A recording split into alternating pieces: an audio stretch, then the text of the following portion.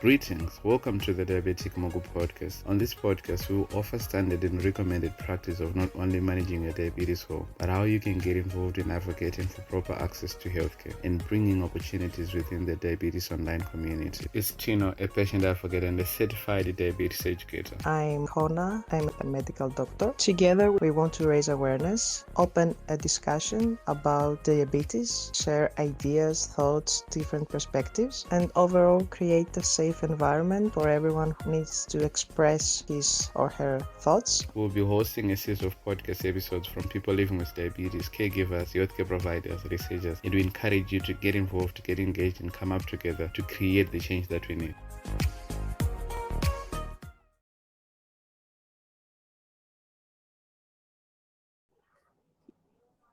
Hello everyone, welcome to the Diabetic Mogul podcast. Today I have maybe some of the faces that you already know in the diabetes community. So I'm going to allow these two ladies who are using the same screen to introduce themselves. Over to you. So thank you for having us. My name is Stefanie Hofer. I'm working at the Diabetes Center Bern and have been living with type 1 diabetes for 5 years now. Yeah, I'm happy to be here today. Hello everyone, thank you so much, Tino, for having us today. I'm Greta. I'm also working for descibe together with Stefanie, and I've been living with type 1 diabetes for almost 20 years now. Awesome. Thank you so much for your introductions. Now, knowing that you also have a connection with diabetes, which is great. Like, I believe everybody has got a unique story to tell about their diabetes. So maybe we'll start with Stephanie to say if she can maybe just describe a little bit, because I mean, it's been 5 years anyway. So she might have all the memories on your fingertips, your diabetes journey since you got diagnosed. So I don't know which started, you being a doctor or you were already a doctor, then you had diabetes. Yeah, so that's a really good question because I have like two perspectives on diabetes. So I have one, the professional perspective, because first of all, I started off in med school and I had my first connection with diabetes, just learning about it, just like any other disease my future patients would show up with. And some years later, in my final med school year, I was diagnosed with type 1 diabetes myself. One fun fact I really like to think back to often is I remember myself sitting over my books, learning about diabetes, especially type 1. And I thought to myself, wow, that's a really complicated disease to manage. I really wouldn't want to have that. And yeah, then some years later, my diagnosis was more like a coincidence because I didn't really have any symptoms. I just showed up to my regular internship for med school and I was the endocrinology department and my professor offered to take part in their regular lab tests and I agreed. And back came HbA1c of 7.9, so there was no discussion for a diagnosis. My professor was like, oh, okay, so you have diabetes, right? And I said, no, I don't think so. Yeah, that's how it all started. That was about 5 years ago now. Now getting this to Greta, I don't know, like where you mentioned this, Greta. Like I think maybe there was one of these other calls that we did with DCB. Suppose it was last year when you talked about you like resisting to use these new diabetes tech. I mean, about your diabetes yet. I mean, it's been 20 years. Whatever that is, you can remember. So even if you had opportunity to use the technology that was available, but you didn't want to use it. Tell us about that. I was diagnosed when I was only 9 years old. I think our diagnosis stories are really, really different because I was just on summer holiday with my best friend, you know, we were by the sea and I was just feeling really bad. I was so tired. I was feeling really sick. And then I came back after a week or so and my parents hadn't seen me for a week because I was with my friend. And that the first thing they noticed is how much weight I've lost. And then I think combined with how much water I drank, it was, I mean, I was 9 years old and I was just, I think it was up to 6 liters a day, just like drinking water. There's no one in my family who has diabetes. So it didn't really, occur to them that it could be anything like that. But they took me to the doctor. They did run some blood tests and it was quite obvious. I think, like you said, your H1C was about like 7.9. I think mine was 14 or something. Also, no discussion on what that might mean. I think it was pretty clear. Yeah, they told me it seems like you have type 1 diabetes. diabetes. I was 9 years old. I had no idea what that meant. All I heard was hospital now. And then I spent a week there, I think. I was terrified by the fact that I had to inject myself for the rest of my life, because that's been one of the first things they told me. It's like carb counting and insulin injections. I mean, back then there was no access to this, no broad access to all of this tech. I had these like giant insulin vials and syringes, you know, blood sugar tests, finger pricks. And that's what I've been doing the first 14 years of living with type 1. Right. So Greta, but I think also maybe this is a little bit of a follow-up. You say that like you were terrified at first when you were introduced to these multiple daily injections, and then the pumps, they were introduced, but you didn't want to use them. Tell us why. For me, like back then, I think it was 2004, they didn't even give me the option of an insulin pump. Like for me, they just said, okay, there's syringes and you're going to like inject yourself. And then a couple of years later, when I've heard about people who got insulin pumps, up until 1.5 years ago, I was like, there's no way I'm going to use an insulin pump and attach this giant thing to my body with a tube, which is all of it seemed really annoying, honestly. So I think I've had the chance on multiple occasions to actually make the switch, you know, from MDI to an insulin pump. But I was like, why should I attach this thing to my body? Closed loop, hybrid closed loops, all of these things haven't really been accessible up until quite recently. So for me, it was like, I can inject myself with a pen just as fine as I can like use an insulin pump. For me, there was no real benefit. And that's why I was like choosing the freedom of not having anything attached to me. I think that was the main reason. That's great. Thank you so much for answering like with that. But then people here in Africa, or maybe people from the communities that do not have these things, they have a different perspective. They'll be like, hey, I think if we also had access to pumps, probably would have switched. And I'm getting used to this. And I'm like, I don't have any sport. Like even if it's been 14 years living with diabetes, I don't have any sport that shows that I use these multiple daily injections. But anyways, that's a story for another day. So now I think would love to hear, maybe learn from you, because I know you both are not from, you're living in Switzerland because of work. What has really changed within how diabetes is perceived within the community? Yes, back in the days, diabetes, to so many people, they would say, yes, it's a killer disease. If you get diagnosed with it, you can actually die. So I don't know, with everything that you're getting, the things that you're involved in, innovation, with all that you're doing right now, if you can maybe share, like to say what has changed. Maybe I can just tell from a physician's perspective, just as you said, quite some years ago, just diabetes was like a devastating diagnosis. It is still, but the future perspectives is just not as bad anymore. First of all, because we have so many options, and we just now know that if you have all the best options, like insulin pumps or access to tech, really good healthcare systems, then you have a really, really good future perspective. So we can address disease way more aggressive, meaning we can aim at lower glycemic parameters. We can actually achieve normal blood sugars for children, which is absolutely important for their development, for brain development. We can give patients and the parents more hope. We can make their life easier. So it's not a dead diagnosis anymore. And also physicians need to be way more tech educated, but we're glad there's a lot of diabetes educators that do a great job at that. I think because I was diagnosed so early, I think my parents and everybody I was surrounded by has been really, really clear with telling me that I can still do everything. I think that only within the last like 50 years, 100 years, I mean, insulin was discovered roughly 100 years ago. And that's, like Stefanie said, changed pretty much, because before we didn't have like the drug we need to survive. But also I've been really fortunate because I know a lot of people who don't get the same input. Like for them, it's just now you have diabetes and now you can't do what you're used to and you can't do all the things you like to do. And for some people, that's certainly true. Also, I'm fully aware that we live in a very privileged country. So obviously we have all the access we need. So that's kind of like the base of it. But I think also in the communities I've been like, it's been really much a conversation has been really, you can do anything you want, even if you live with diabetes. And I think that's really important to everybody who gets diagnosed because it's a shock still. But I think with the access to tech and combined with also the reduction in stigma, we're on a pretty good way. Considering like the experience, you work with people living with diabetes and now you're working with an organization organization that is focusing on diabetes, that is a different thing, and you'd have a different perspective, which is great. So thank you so much. As we know that life is full of changes, what has been your biggest learning? I know in the community, what we're usually discussing about is traveling with diabetes. There are so many facts, so many tips that are already out there. So like, I don't know if you may be able to share with us your biggest learning on relocating. I think because to you, it's a relocating. It's no longer traveling because, I mean, you're staying in Switzerland. I need to know about this. The community also needs to know about this. Yeah, so I relocated for when I started working at the descibe. So I moved from Austria to Switzerland, which is not kind of a big move. But still, it's a different country. And I think the biggest learning for me was how to adjust to different healthcare systems, with saying that both the healthcare systems in Austria and in Switzerland are absolutely the best of the world.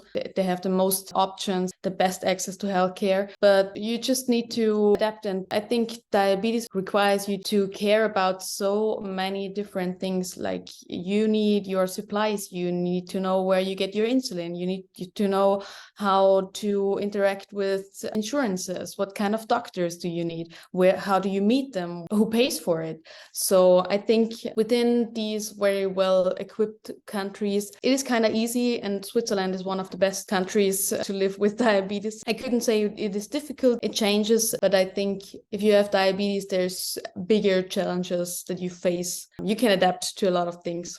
Obviously, there's a huge difference between traveling or relocating, right? As Stefanie said, if you relocate, usually means changing your health insurance and stuff. And I've lived in a lot of different countries now, all of them kind of being in the north of Europe: Sweden, Denmark, Austria, Germany, Switzerland now. In Switzerland, it's really, really easy access to tech.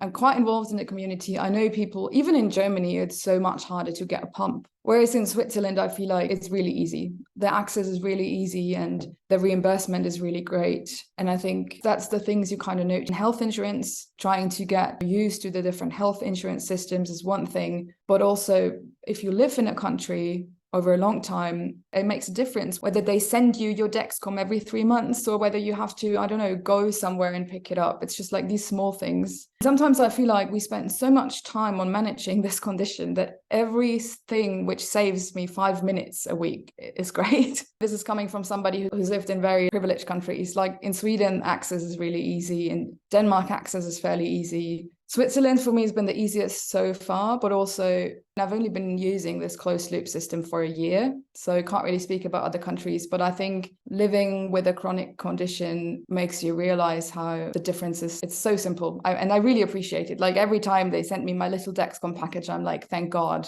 So yeah, makes a huge difference. I'm writing an article on relocating because all that we've been seeing is on traveling with diabetes. So yeah, there's so many things to consider to say, how will the access to healthcare itself be like if I move to this country? If Switzerland is that amazing, then yeah, it's great. Now we're moving on to this. Maybe these are kind of like specific, depending on what you've been doing, things you've been involved in. It's going to be amazing because these are things that you love doing. The community will be interested in knowing the risk factors for women's health with diabetes. What happens when blood glucose rises extremely high in a short time? So I don't know if you may be able to share with us your take. So the topics you're speaking of are topics from descibe newsletter that I'm contributing to, which is shared on LinkedIn, I think every like 2 weeks or 3. Yeah. It's a series called Did You Know? So one of it, let's take women's health, because women's health is a very special topic to me, not because I think it's more important than male health in diabetes, but women's health is more complicated and needs way more attention, especially in diabetes. Usually women have a lower cardiovascular risk than men, but diabetes really wipes out all these protective factors, because usually it's estrogen that is the protective factor. But when you have diabetes, and it doesn't even depend a lot on HbA1c, it's really just the fact that you have hyperglycemia increases the risk for heart attacks, for strokes extremely. So many physicians still think, yeah, it's women are more protected from cardiovascular disease. It's often often missed in usual screening. I think this needs a lot more attention. And also the mental health aspect, because also recent studies have shown that girls really struggle more emotionally and in their mental health, especially when they have type 1 diabetes when they're young. And they seem to struggle more than boys because they are more prone to having eating disorders. Maybe diabulimia is a specific topic. Yeah, so that's a really special topic to me. And that's why I'm writing about this and trying to get more attention to it. Some of the facts that I see on these articles are really new things that we didn't know. So people, they have to pay attention to it because it's amazing. Moving on to Greta, Greta, of course, you've been this amazing person in terms of writing the later boards for diabetes awareness, like you say, Greta's type 1. And the secret, I don't know if you may be able to share with us the secret behind becoming this, the most prominent, because big organizations share these later boards that you're always writing about. And yeah, if you may be able to share with us. So I've never planned on this thing becoming so big, honestly.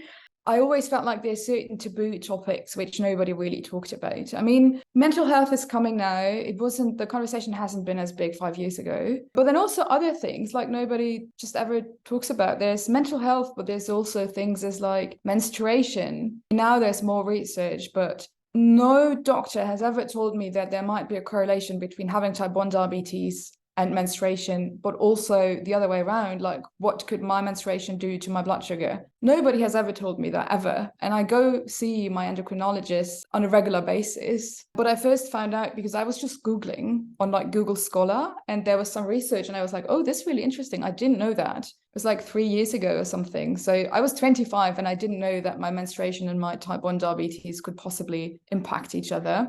Then I just thought, I'm probably not the only one who didn't know that. Our attention span is so short, especially on social media. So I was like, let's do something which just catches people's attention. I think I had one of these letterboards at home and I was like, let's just put the information on there. Then I uploaded it on Instagram and I think it got quite a response. The second thing was there's all these taboo topics and that was something I wanted to cover. But also there's been these statistics on social media and on Instagram, but they never ever put any sources. I was studying my master's degree at that time and I was like, okay, there's so much stuff being spread all over the internet, but if I don't know where it comes from, it's difficult for me. I was trying to cover taboo topics and combine it with research-based statistics to actually, if you want to read up on it, you could just go to the caption. A lot of these papers are free access or open access. And I think I just wanted to spread awareness, talk about these taboo topics, but also include research for people to be able to read up on it. I think that's been the deal. Thank you so much for sharing that story with us. There are so many things that are happening in the community, things that we notice, and then we try to get involved. That's advocacy. That's brilliant. Thank you so much for using your voice to doing the greatest thing that you can, because now everybody references. Whenever I see the later board reaching about diabetes, I'll think, oh, this must be greatest. And when they don't give you credit, I'll be like, does she know this? Does she give them permission to post it? Anyways, that's great. So thank you so much, both of you. And also for Stefanie for writing about these critical things that we are loving so much. And whenever I read these, I don't just only share them on my LinkedIn, but also within my community. They appreciate those things. They'll be like, wow, would love to learn more. Keep on doing what you're doing. And Greta, please keep on sharing those later boards. Okay. I'll try my best. Awesome. To Stefanie, this is a bit of a follow-up. As someone who is involved in research and writing, you are not just involved with the descibe, you also write this other journal that you're part of. What are some of the findings that the community should pay attention to? Or what is true today will not be a fact, maybe say next year. So many things are changing. So many researches are being done. So what would you share with us? Yeah, I think there's two crucial points that are really sticking out in research. And the first one is for me, which is I'm very happy that this is getting more popular, that we can aim for better glucose control now. Just as I said before, technology makes it possible, but we have so many options now that we can actually go for better glucose control, lower glucose levels, and provide better control for people with diabetes. I think one of the indicators of that is that it's not even time in range that is the only parameter that we use to define if somebody has, let's say, good glucose control or management. But there's a new one, it's the time in tight range, which is just a a lower and more stricter parameter to define glucose levels. And it's actually the one you would recommend to a healthy person. And just because we have so many good options now, we can actually apply this to people with diabetes too. We don't shy away from having higher goals. I think that is one of the most important findings that I have had, especially when working in diabetes technology, because that's what makes it possible. The second thing is what you just mentioned. I'm also writing for a journal that is mainly focusing on disease prevention, which is like a personal topic of interest of mine. I think lifestyle and a person can do themselves to keep their health is just as important as seeing your doctor and intervening when you already have a disease. Applying this to people with diabetes, I think, this has also changed, because when I think back in my first years in med school, when somebody with diabetes would ask their doctor, like, what can I do to make this better? What can I contribute besides shooting insulin and taking medications? I just remember they often get really lazy answers, like, just eat whatever you want and give insulin for it. This just didn't give really any hope to people. And now that the research is focused so much on exercise and diet and the influence and how we can impact our future risk factor, our health at the moment and also in the future, just gives so much more perspectives that we can give further to patients and tell them there's a lot you can do. And also when you have type 1 diabetes or type 2, regardless, you can do so much more for your health. I think if you can give these options to patients, it just empowers them. People answer often, I feel like I got control of my life back, just because they feel like they have power over it again. I think that's a good thing to hear as a physician. Spoken just like a pro, that you are. Thank you so much. And for doing that, whatever that is you're doing. We need a balance. Yes, of course, we need doctors that we see in the hospitals, and we also have doctors that are doing research, which is great. For you to be a prominent person, to be like amazing, you need to keep on researching, because things are changing. The same thing, maybe in Africa, I don't know other countries, the information that most doctors have, medical doctors, is the knowledge they got when they were trained to be doctors. And some of them, they've been doctors for 30 years. So I think maybe relying mostly on the experience, not on the knowledge, clinical side, because things have changed.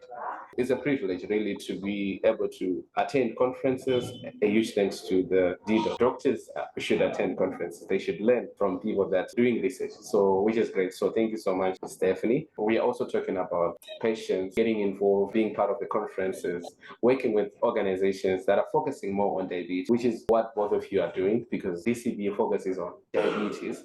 And you both are people living with diabetes. All your work you're doing is diabetes. You have turned diabetes into your career. So I think, Greta, maybe if you could maybe share with us briefly what patient centricity means, because you also wrote about this. It's on your bio, it's on your LinkedIn, you wrote about it. Patient centricity. What does it mean to you, and how should we, or how should the world perceive it? I think in a nutshell, I think it's important because I never understood, why do we develop products for people and don't include them? To me, it doesn't make sense. I think that's like the baseline. I've seen it so many times that if you talk to startups or companies, you can tell whether they have patients involved or not, because sometimes their solution is almost absurd. I'm like, no person with diabetes would have ever told you that this is a good idea. So I think this is like the base. Like, if you develop stuff for a certain target group, you should always include your target group. That's the first thing. And the second thing is, a lot has changed, as you've said. We have now patient organizations attending conferences. That's not been the case 10 years ago. So I feel like patient centricity is becoming more, not only acceptable, but also people understand why it's important. Sometimes I feel like the people themselves, like people living with diabetes, they can try to change it, but ultimately it's up to the bigger players to also include us, you know? So I think there's like the two sides. I mean, there's so much on social media, so many patient organizations, communities who are very, very active. But if the decision makers don't include them, that won't really bring us to the goal. So I think it kind of needs both sides. So of course, you need patient communities which are really active, but I think especially for diabetes, that's definitely the case. So it's great to see that it's now being more popular and also actually happening more than it was 5 years ago. I'm out of breath. I concur greatly. I concur greatly with what you're saying. Thank you so much for voicing that out. The community usually say there's nothing about us without us. And yes, it's great that this is now changing. Things are changing. People with diabetes are now becoming part of the conversation, because we are what this is all about. So, words of advice to the audience, people that are listening. I think it's take care of yourself, take care of your health, and take care of your mental health, especially take a break when you need it, give it your all when you have power. Yeah, I think in connection to that, that's the first thing which came to my mind, also talking about all of these like sensitive topics. You're not alone. And I think that's what social media really has shown me, that I do struggle with something and I'm like, there's nobody really I can talk to. But then there's so many people actually who go through exactly the same thing. Let's talk about it and remember that you're not alone. Thank you so much. We've gotten to the end of our session, or should I say, our first episode. Thank you so much for being here. I'm so humbled. Thank you so much for being amazing on this podcast, putting two people, great voices, in the same room just for the podcast. Wow, that's great. I think just thank you to you for actually having us and giving us the opportunity to talk about things. So you are also doing a great job and you're doing a lot for the community. And I just want to highlight that. Absolutely agree. Thank you for what you do. Wonderful.